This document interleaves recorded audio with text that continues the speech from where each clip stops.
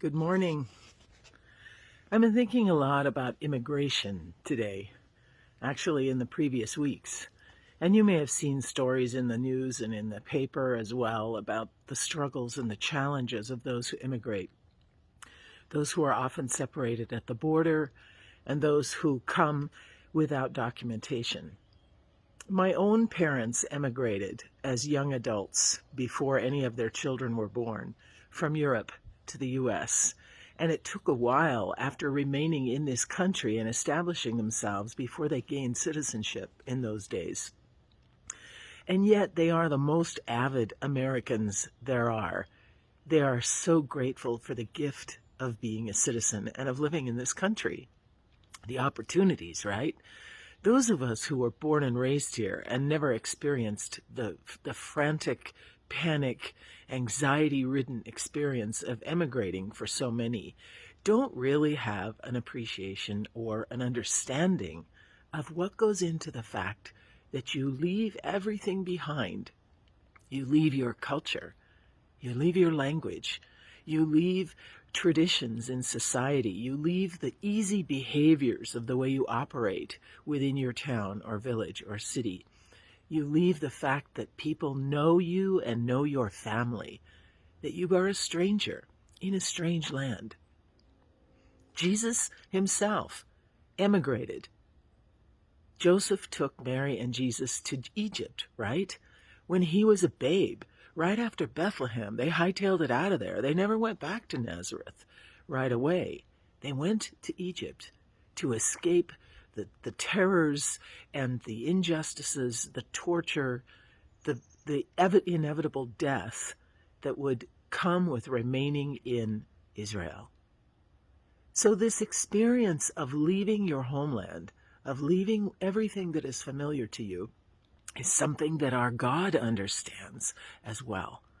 Not just our God in heaven, but our God who's walked this planet, whose feet have touched this soil, who understands what it means to be a stranger. And even if we have never emigrated, many of us often feel like a stranger where we are in our lives today. The world around us has been really changed by COVID. Or perhaps all of your benchmarks and your landmarks, whether you've had to move to a new place, a country, a new building, whether you are closer to the end of your life and have had to make changes to live in new housing situations, whether you lost your job and new housing is part of that, whether you are now in a health crisis and are having to spend more time in medical care, you feel like a stranger in your own body. This is a reality and a phenomenon that all of us experience. And the idea behind this, hopefully, is that we become more compassionate and empathetic with one another. That we've walked a mile in one another's shoes. And even though we might not be literal immigrants, we are often figurative immigrants. This is the life of a person of faith in this world. We are of this world, but not of this world. We live in this world, but God's created us for a deeper and broader reality.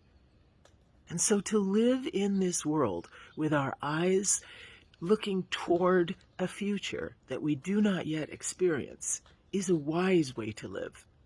To enjoy the present, but to know that the present is just offered to us for a short time. And even when we are a stranger where we live, that too is a short time. It's not forever. And so as disconcerting and discombobulating being a stranger in our own lives often feels, we know, thank God, it's temporary. But you are not alone. A God who has emigrated, who has been chased from his country, is walking with you. So to lean on that God, and do not let the fear of being a stranger eclipse all of the good that is taking place in your life. God, give me the eyes to see.